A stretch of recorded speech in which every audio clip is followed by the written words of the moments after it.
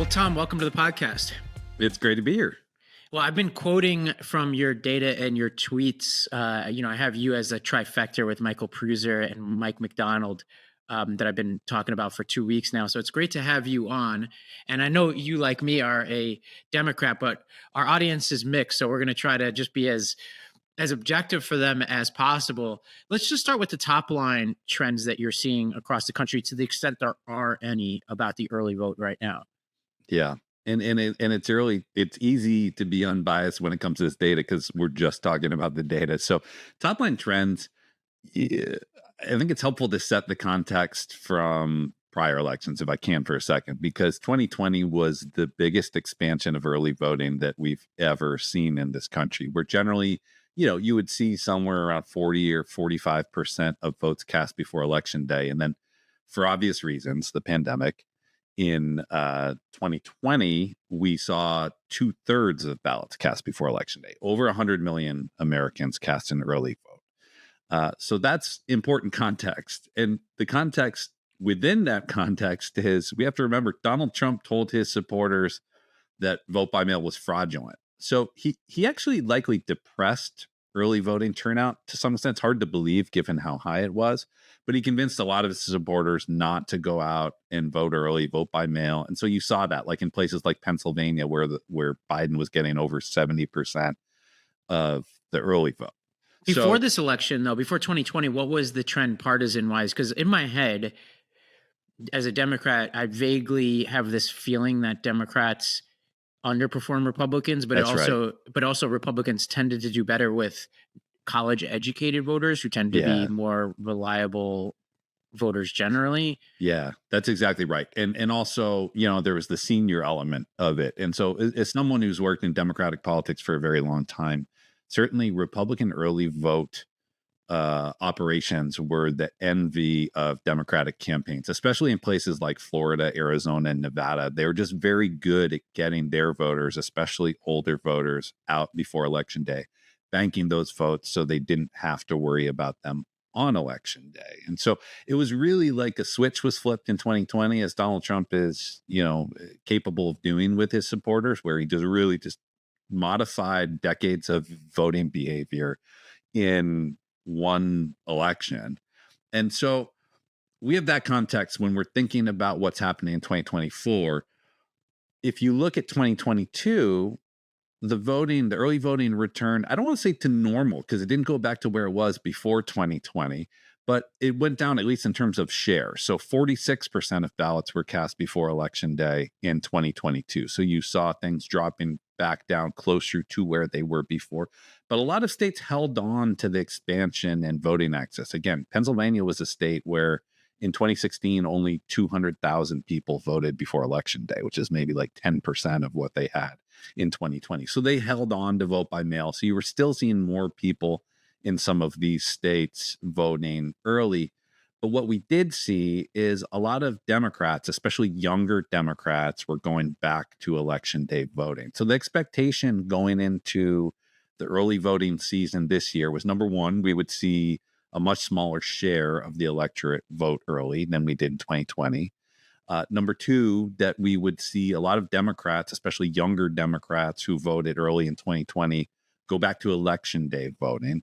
And then number three, we saw that Republicans had changed their tune. We heard after the 2020 and 2022 elections, a lot of Republican consultants out there saying, look, this was a big mistake. This hurt us. We lost races that we shouldn't have lost because we basically ceded this very valuable mode of voting to the Democrats, and we need to bring these voters back. And so Republicans invested a lot of money.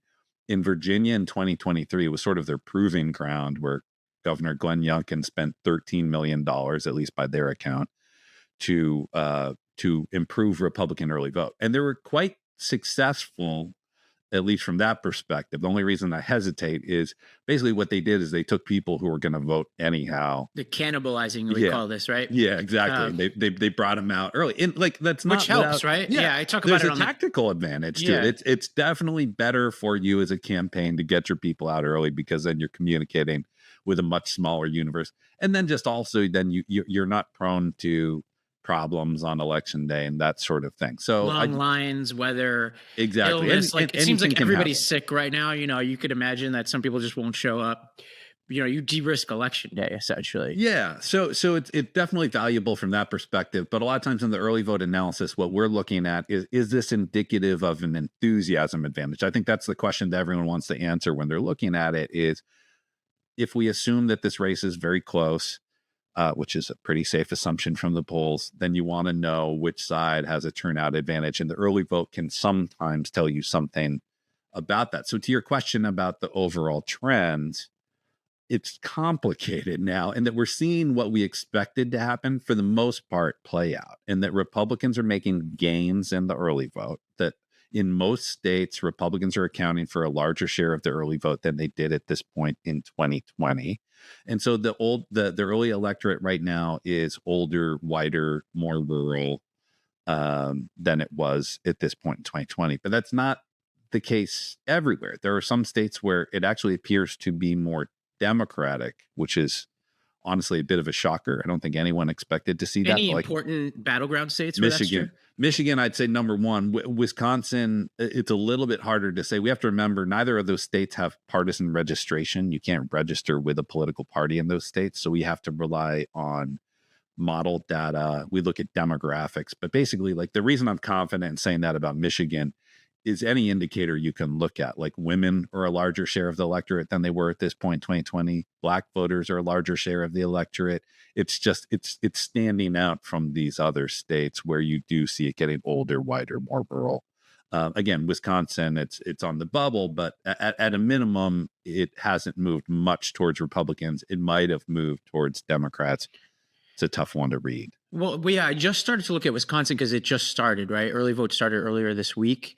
And there's this guy, I don't know what his actual name is, but his Twitter is DCG. You might know this guy because a lot of people are following him, like Michael McDonald and stuff. And he tweeted the following. He said, right now we see a pretty large discrepancy between Milwaukee City and the rest of Milwaukee County. Milwaukee City provides the most DNet that comes out of Milwaukee County. This is screamingly obvious, by the way. I have to believe the Harris people are all over it. Basically implying that there's like low turnout, relatively speaking, in the city of Milwaukee. And then he had a follow-up tweet saying this is true of Detroit and Philly as well. Do you have any sense whether that's true or not? Yeah, I mean, certainly not true. I haven't looked at Milwaukee and Philly. It's certainly not true in Detroit. I have looked at that, and actually the turnout there is pretty amazing. You're actually seeing older Black voters like surging in turnout beyond any level that I ever would have expected. So it's not true there.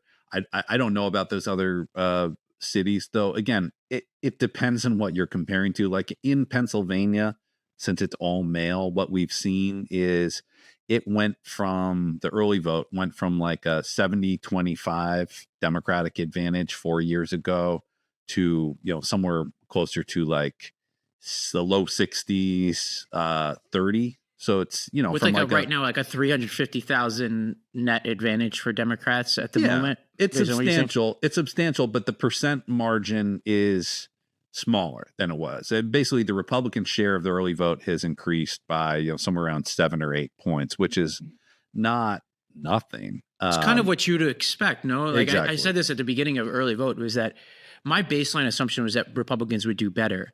The question is, it's impossible to say what kind of better is material, except in certain states. So maybe let's talk about some of the states where it's not as positive for Democrats. The one state that people see, maybe it's because of the just general small population of the state and the very like strong patterns of voting rural versus urban, is Nevada, where people like John Ralston have been saying pretty clearly and backing it up with numbers that Democrats are having a bit of a problem right now with the early vote plus mail-in vote. Yeah, Nevada's a tough one from an analytic perspective because basically what happened is a few years ago, they implemented a very good thing, automatic voter registration. A number of states have done that. They all implement it differently. Nevada has been an incredibly effective program where they're registering basically anyone who is eligible to vote gets registered to vote. The default is that you get registered as an unaffiliated. If you actually want to affiliate with a party, you have to take an extra step to do that. One thing that we know just in general, this isn't just Nevada, nationally, Gen Z is much less likely to affiliate with either party. But when you look at the partisanship data and how they vote, they're still overwhelmingly Democratic. If you look at like the Harvard IOP survey, where they're talking to a few thousand people under the age of 30, again, you see Gen Z is solidly Democratic. I think they showed Vice President Harris at almost a 30-point advantage over Donald Trump with younger voters. So there's not as much of a concern there. So that's one element. When you're comparing the partisan shares of turnout to 4 years ago, you have to recognize that the electorate in Nevada is a very fast growing state, rapidly changing state. We had a lot of people move into Nevada from California during the pandemic as well. It's just a very different state now than it was 4 years ago. It's not entirely clear of the partisan implications of that yet, but that's one element of what we're seeing. Undoubtedly, you are seeing Republicans in Nevada turn out at a higher rate than they did 4 years ago. So, I would say if we're ranking the battleground states and you're looking at the early vote, that is the one that I think Republicans probably feel best about. And by no means does that mean that they have it wrapped up or in the bag or anything like that. I was looking back, John Ralston, who you mentioned, he's been doing this for a long time. He does as good of a job as anyone could do with this, but it's still tricky. I was looking at his early voting blog from 2022. And at this point in 2022, he was quite pessimistic about Yeah, he was on this Democratic podcast. change. Yeah, he came on this podcast and was. We're both Buffalo Bills fans, so I think he's a man who's trained to be pessimistic. I think in this world, but Michael McDonald wrote a blog piece yesterday in which he posited two theories, and I'll add a third to what's going on in Nevada. And this is all stemming from the low percentage of Clark County, it was Vegas, return rates, right? So right now, as of Saturday, 14.5% of ballots were returned. That number has obviously gone up over the past 24 hours. Democrats narrowed the gap. I think now the GOP statewide lead is 32,000 votes, which is just under 5% of the vote. McDonald's he had two theories. One is that the ballots were mailed out later for Clark County. So because it's a bigger county, it took longer to get the ballots out. I don't know exactly the details of how late and how material that is. Two is that Clark County has been lagging in data reporting. And I'll add my third, which is for Democrats, the less fun explanation, which is that there's like lower Democratic enthusiasm and interest in this race than in prior elections. Yeah. And you have to consider all of those options. And there's probably some others that aren't even on that list. And unfortunately, there isn't a ton of transparency when we look at these returns, right? And that's why Ralston has been better than anyone at sort of tracking these things. And Michael McDonald, who you mentioned, also does an incredible job. Obviously, Ralston just focuses on Nevada, while Professor McDonald is around the country. It would be nice if we knew more, because we've heard this from Arizona too about Pima County being late. We just don't know. We don't know how many ballots are still out there. Also looking at 2022 and 2020, it's interesting to see in Nevada how basically when people were returning their ballots, or at least when they were reported by the counties, was very different. And that in 2020, it got much more Republican later in the process. And so there's not a rhyme or reason to that, nor does it necessarily tell us anything about intensity. So, I think the general picture that is painted in Nevada at this point, that Republicans have been pushing more to early vote, that they've been spending more resources on it, shows that they have been having success with that. It's probably going to be a fairly consistent thread in the end after Election Day, when we can look back at all the battleground states and all the data has been reported.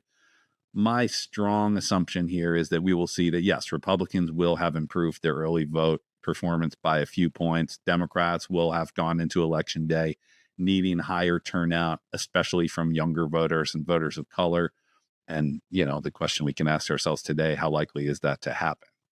Well, so if we lump Nevada and Arizona together, roughly speaking, like obviously Arizona is a little different, but by and large, the GOP seems very happy with the numbers in both of those states.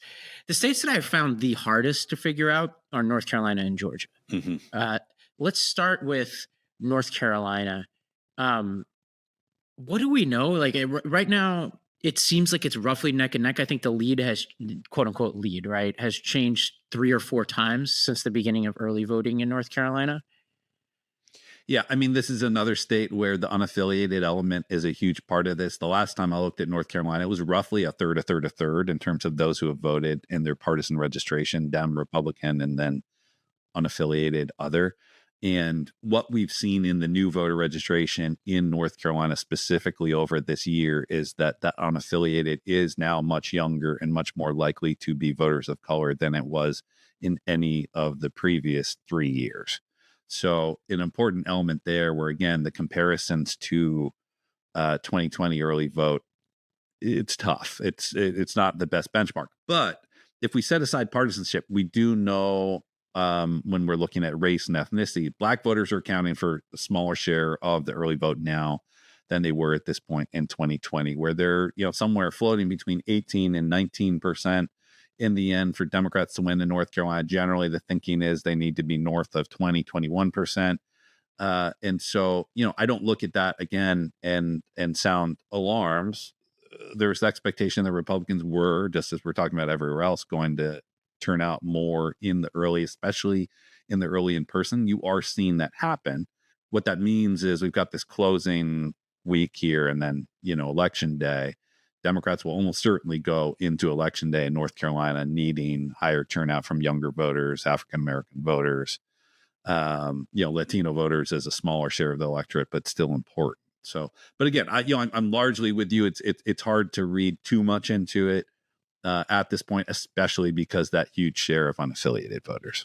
And both in Georgia and North Carolina, you have similar trends. In Georgia, you'd expect a higher percentage of Black vote, given just the nature of the state. I think the last time I was looking at it, and I forget who was posting this chart, but essentially over the past few election cycles, Black vote has actually increased, but as a share of the electorate has gone down because white vote has gone up so much. And at this point, what you're seeing is, at least according to the very little data we have, is that the share will probably drop again.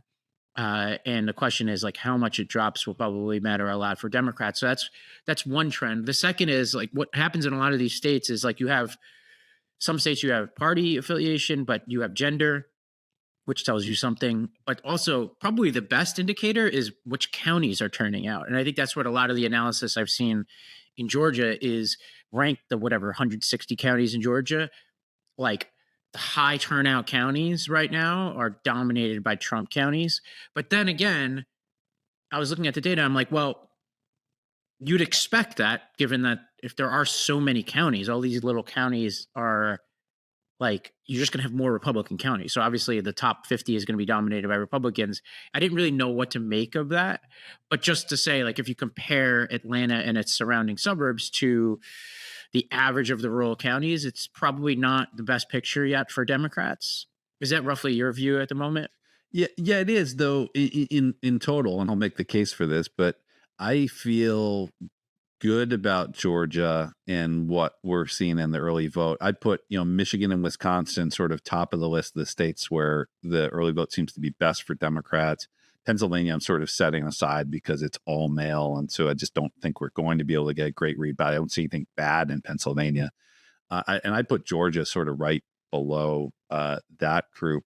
The reason being that, again, setting aside the expected vote shift that we've been talking about, they're just the changes there were probably more dramatic in Georgia in terms of voting access and ballot access than any other state. Whereas in 2020, it was, I believe they mailed the ballot to everyone. Anyone could vote by mail.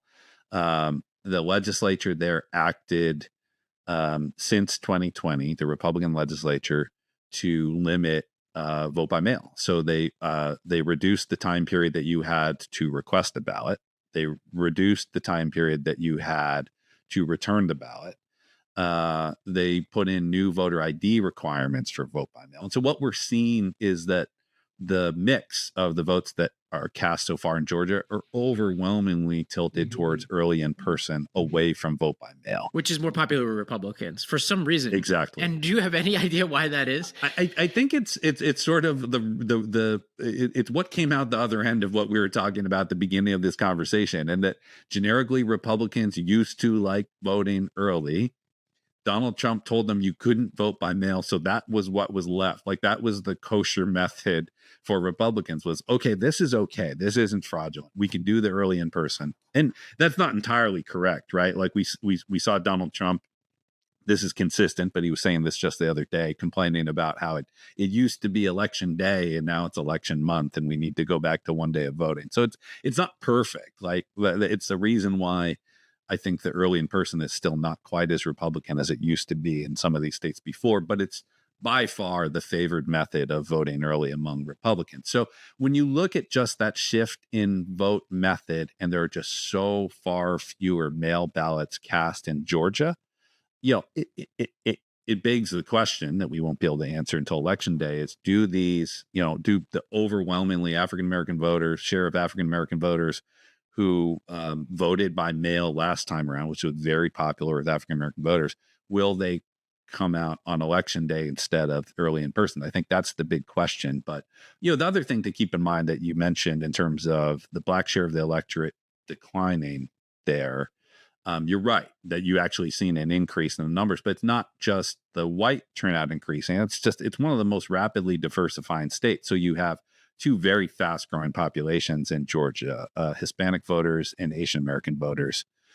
Asian American voters were key to the Biden victory in Georgia in 2020, where their turnout increased by far more than any other group. I've been looking a lot at AAPI turnout throughout the battlegrounds, but especially in Georgia.